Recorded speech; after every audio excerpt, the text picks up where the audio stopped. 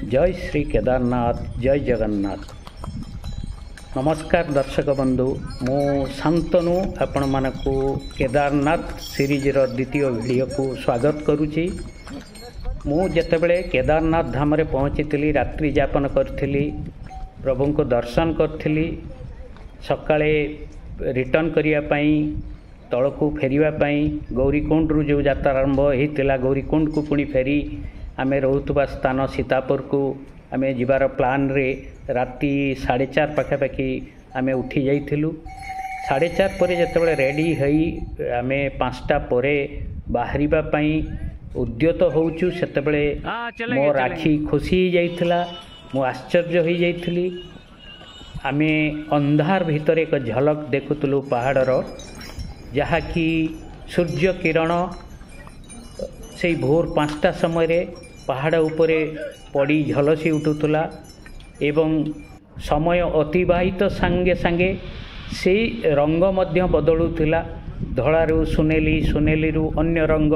आपण माने जो दृश्य मु देखी आचंबित होइतिली, आकर्षित होइतिली, प्रभुंक पाखरे समर्पित होइतिली, सेई दृश्य राजी को मु आपण मानक पाखकू आग देखिबा पई ए वीडियोर प्रथम रे लगौछि। आपण माने देखंतु एवं प्रभु केदारनाथंक पाखरे निजको समर्पि दियंतु।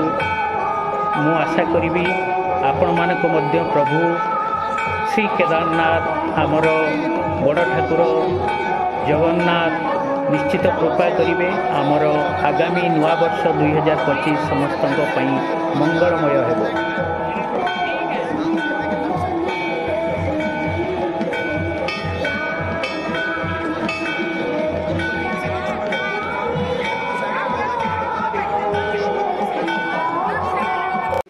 रहरक्षणी बाष्पीय सकट देखी चिलिका चारुचित्रपट गोपबंधु दासंकर कविता मने पड़ी जाउची। जेतेबेले से चिलिकार सौंदर्य राशि रे मुग्ध हो जाइतिले। सी ट्रेन भितर जाउतिले, ट्रेन को चाहूतिले अटकी जाऊ, सौंदर्यटा को मु उपभोग करे। ठीक सेमिति आमे केदारनाथ प्रभु को दर्शन करिया पई चाहूचु, चलीचु पहाड़ रे।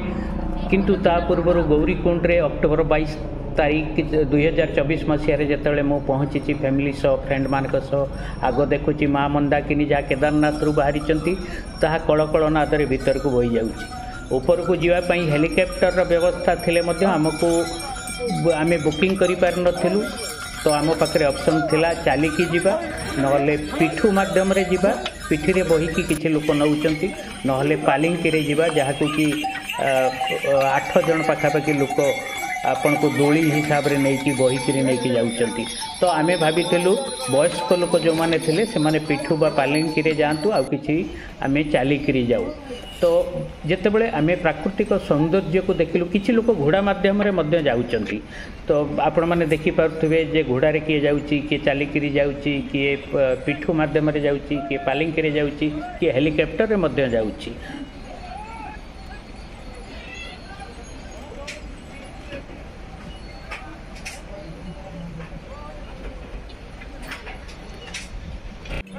कविंक भाषा रे सुंदर तृप्तिर अवसाद नाई जेते देखुथिले नुआ दिशुथाई।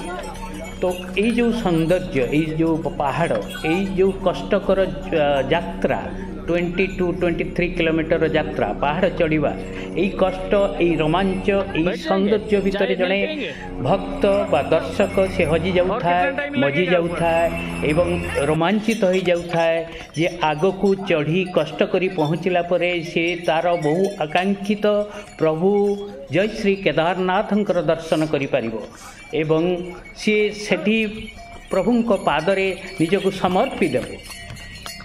एठी गोटे आपण को अनुरोध करी दर्शक बंधु, आमे जाऊथिलु रास्ता रे बा कहीं जाऊला पिठू माध्यम रे पहाड़ चढ़ुला, किए पालिंगी माध्यम रे जाऊला, किए घोड़ा रे जाऊला, आउ किछि भक्त हेलिकॉप्टर साहाय्य रे प्रभु पाखरे पहुँचुले।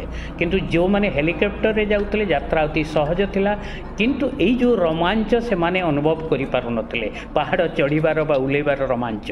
आपण मानकर मत कमेंट बॉक्स माध्यम रे दियंतु, कोउटा को उपायर यात्राटा बेसी रोमांच देव एवं आपण मानक भितरे बा दर्शक भितरे भक्त भितरे भक्ति भावना बेसी जागृत करि पारिबो।